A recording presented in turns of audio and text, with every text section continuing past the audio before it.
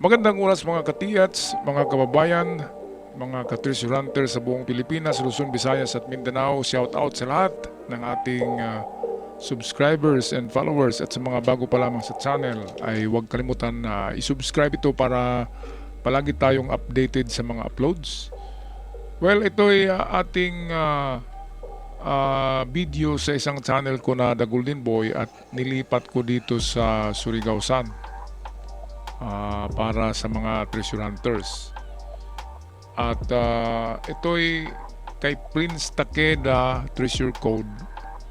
Sa hindi nakakaalam, hindi lang si Tomoyuki Yamashita, hindi lang si Masaharu, hindi lang si Tanaka ang nagbaon ng Emperor Treasures. Yung sa Emperor talaga, ha. By the way, ang Emperor Treasure ay merong sorted. Merong ibinao nila na puro gemstones, and then sa opposite na direksyon yan ay meron namang puro coins. Apat na kasi sa compass. Yung apat na direksyon, lahat ay nilalagyan nila yan kapag Emperor Treasure Site. Kaya binukod-bukod nila. Yung coins naman na bariles-bariles ay iba rin siya, pero malapit lang yan, magkakalapit lang. Kaya nga karamihan ng Emperor Treasure Site ay cruciform. Ibig sabihin, cross form. Naka-cross yung pagbaon. At karamihan yan sa gitna ay ang kanyang pinaka-big depot or bunker sa gitna ng cross. Mamaya meron akong dito na ipapakita na diagram ng Emperor Treasure, which is sa gitna talaga ang big deposit or bunker. Okay, so saan ba ibinaon itong kay Prince Takeda Tsunihisa? Siya yung isang kapatid ni Hirohito Showa. Magtaka tayo, bakit iba-iba ng apelido? Ganun talaga doon. Lalo na kapag anak ng mga emperor ay iba-ibang pangalan. So itong si Prince Takeda, lahat ng 175 sites on the island of the Philippines, alam niya. Kasi siya nga yung tinahasan ng emperor na mag-look out or titingin kung natapos na ba yung mga treasure site na pinag-ukay ng Japanese Engineering Battalion. So alam ni Prince Takeda. So 1942, 1945, Liberation Time, nagbaon pa rin. Habang hindi pa sila nahuli, ay nagbaon pa rin ang mga Hapon. Sabi, baon ng baon eh. So itong si Prince Takeda, ayon sa mga treasure hunters ng 1980s, ay bumalik daw ito sa Pilipinas 1946, right after the liberation in 1945. So may katanungan, bakit hindi nakulong si Prince Takeda? Bakit hindi nakulong si Emperor Hirohito? Bakit hindi nakulong si Prince Chichibo? Di ba? Ito yung mga kapatid ni ni Hirohito. Ang sagot diyan ay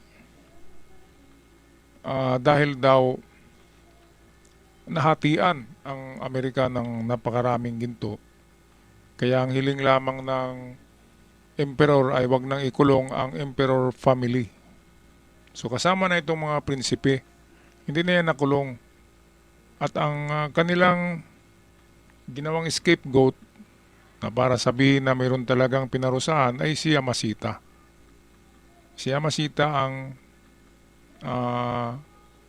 pinaka magaling na general ng emperor. Siya yung binitay para sabihin na nagbayad ng mga Hapon ng kanilang kasalanan. Pero marami daw ang naawa kay Yamashita. Dahil ikinanta ni Yamashita yung yung isang Emperor Treasure Site. Itinuro ni Yamashita kina Douglas MacArthur. Akala niya na dahil sa pagturo niya ay okay na yung hiling niya na pakawalan siya or ipawalang sala, pero hindi. Ang nangyari, binitay talaga literally ng lubid. Tinali sa liig. Sa punong mangga daw sa ano yung lugar sa Luzon. Sa punong mangga daw binitay yung si Yamasita. Meron nga tayong vlog niya ng pinagbaonan kay Yamasita. Malapit sa malaking mangga kung doon siya binitay. So code name ni Yamasita is Kimso Murakushi. Kimso Murakushi, grabe no? Parang Yakuza. At napabalita na itong si Prince Takeda ay bumalik nga in 1946 at mayroong tatlong General Treasure Site na hinukay nito, pinahukay at na-recover. Kaya nga magtaka tayo, bakit ang Japan binumba na ng Amerika dalawang nuclear bomb, atomic bomb ang tawag noon Dalawang syudad, Nagasaki, Hiroshima ay nadurog. Wasak na wasak, patay lahat ng tao. At kung merong buhay ay wala nang silbi dahil radioactive ang nuclear. So after a month, mamamatay din. Kaya magtaka tayo bakit biglang bumangon ang Japan at ng pagtayo nito ng kanyang bansa ay moderno. Automatic na moderno at saka mayaman Automatic sila na mayaman. Dapat 'di ba, kapag galing ka binumba, wala na, tapos na, 'di ba? Balik sa sa step number 1. Sa Japan hindi. Nagiging pa sila sa Asia, superpower, number 1 in economy. Wala ang China noon Japan ang sikat noon. Kaya nag-recover daw yan, Prince Takeda ng tatlong Emperor Treasure Site in 1946. So isang taon lamang pagkatapos ng giyera, bumalik siya dito. Marami ang nakakaalam niyan. Pumunta pa nga daw yan ng Mindanao So meron tayo ditong Prince Takeda Treasure Code. Tinatawag na Masako Code. Si Masako, ito yung asawa ni Takeda. Imperial Japanese Masako Code ay asawa niya ito, si Masako. So siguro mga paboritong figure ni Masako itong ginamit na treasure symbols. Kaya tinawag na Masako Code. So ito yun Paki-screenshots na lang. Merong malalayo 50 to 100 meters.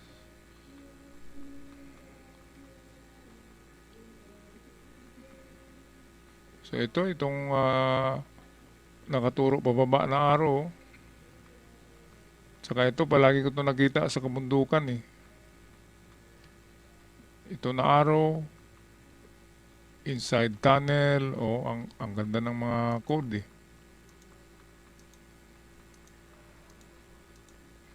Okay, patuloy tayo. Ito, parang 7M siya pero hindi yan 7, yan ay arrow way. So yan ang pointer kung saan banda sa underwater.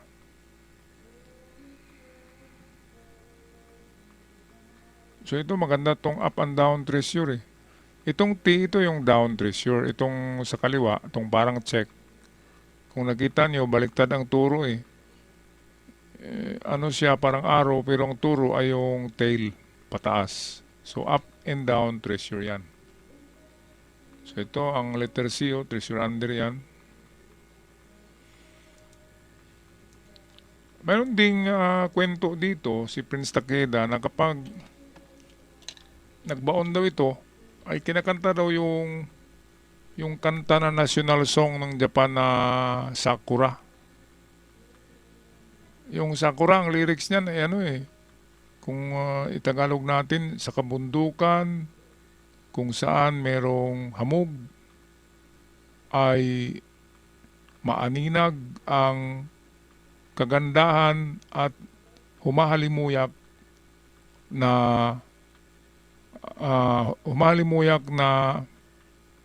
halaman na tinatawag na sakura. Parang ganun yung ano eh. Merong karugtong yan, in the mountain and in the barangays, in the mountain and in the barangays ay meron ibinaon yon sa Tagalog. Sa kabundukan at sa kapatagan ay merong ibinaon pero hindi nila sinabi na ginto. Kaya yung sakura na kanji, meron doong number 5. Yung S, yung parang sa na sound, sa, ay kung isulat doon sa kanji ay number 5. Kaya kung makikita kayo ng number 5 na minarka sa bato na malaki, yan ay Prince Takeda Treasures. Sa, sakura.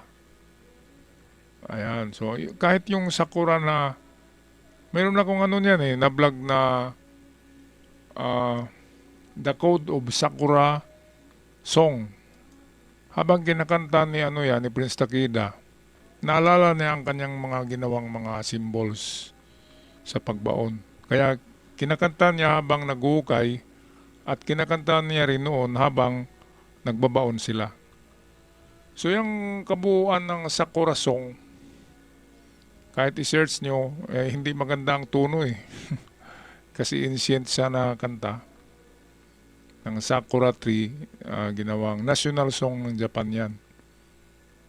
Ang laman ng kanta na yan ay dyan pinapattern ni Takeda ang mga treasure sign and symbols sa kanyang pagbabaon para hindi niya malimutan. Kakantahin niya lang yung kanta, maalala niya yung mga marka, mga signs underground o sa ibabaw man ng lupa. So ang binaon niya ay ano rin, kahit antique, mga antique ay binaon niya eh. Mga coins, ginto, jewelries, so samut-sari, basta may halaga. So ito pa oh. Itong diamonds ang grabe kasi isang dakot lang na ano na isang supot lang na diamonds, di ba? 1/4 kilo lang na diamond, grabe na yan. Mahal na yan. Pero mahirap ibenta ang diamond dito sa Pilipinas. Doon mabenta ang diamond sa Europe at Amerika. Pero pag sa Pilipinas, nako, hindi nga tinatanggap ang diamond sa pawn shop eh. Yung singsing nyo na mayroong diamond, hindi kinikwenta doon ng diamond. Yung gold lamang yung tinitimbang at ina-appraise. Mga katiyats, kaya kahit makahugay tayo ng diamond, matagal yan bago magiging pera kapag dito lamang sa Pilipinas. Kailangan ipadala sa labas ng bansa. Okay, so ito pa. Pagdagdag ng mga signs. Ito yung pagong, ulo ng pagong. And then merong mga dots sa likod. Treasure in water.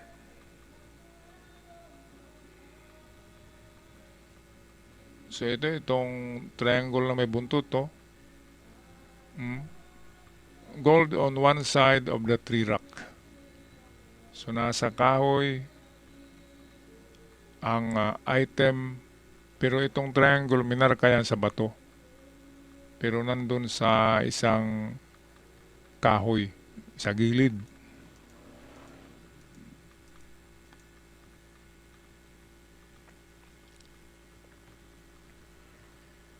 So ito pa, letter Z, minsan N, kung tingnan ay N. So diyan magsimula sa pag-analyze o pag-search sa mga symbols.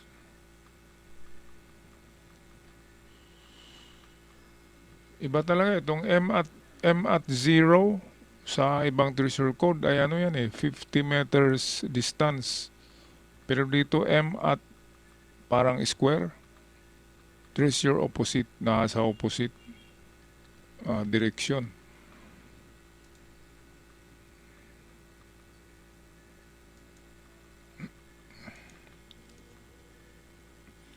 Okay, meron namang danger ang ano kasi Emperor treasure eh. Kaya kailangan lagyan ng booby traps.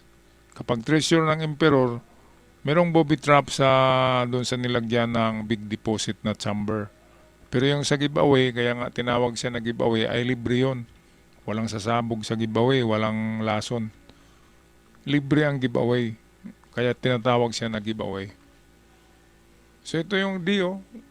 Tingnan nyo ang D, deposit undernet, kay Prince Takeda yan. Pero sa iba, katulad sa 7KD, sa ibang treasure code, ay ang D ay direksyon eh. Pero kay Prince Takeda, automatic under. So itong mga nakapula, yan yung mga booby trap symbol. Kaya sa ulo nyo, ayan, star, merong parang propeller, and then cross sa rectangle, yung parang wire, yung parang H, parang Y. Itong Y, oh, landmine kasi yan, binaliktad. So, tunnel going down.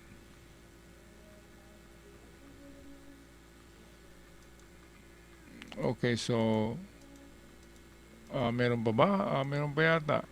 Wala na pala. Okay, so tapos na tayo sa ating treasure codes ni Prince Takeda. Isa sa mga nagbaon ng Emperor Treasure. Ang daming nagbaon, no? Yung si ano naman, Prince Chichibo, ay hindi naman siya gaanong nag-supervise. Pero si Prince Chichibo ang namamahala sa mga mafia na siyang nangulimbat ng ginto sa mga pinasok ng mga sundalo, ay ang nag-iipon niya, pinag-iimbak ay yung grupo ni Prince Chichibo. Kaya nga si Prince Chichibo ang parang pinakaulo ng The Golden Lily.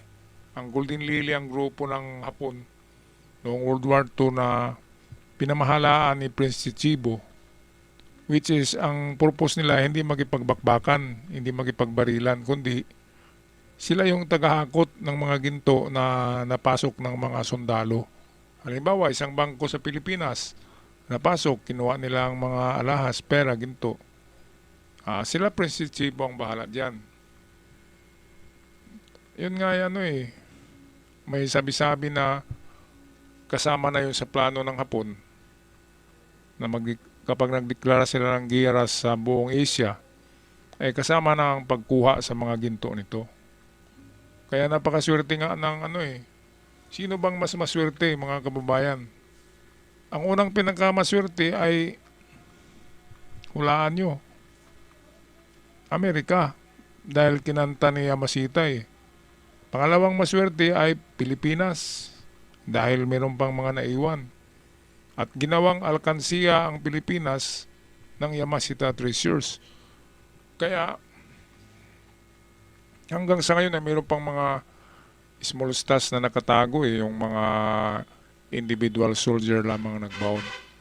Katulad dito, bago lang last month, merong nakakuha sa maliit na kuweba ng isang box na maitim na parang uling lang siya na box. Ayan, so meron pa talagang hindi pa natagpuan.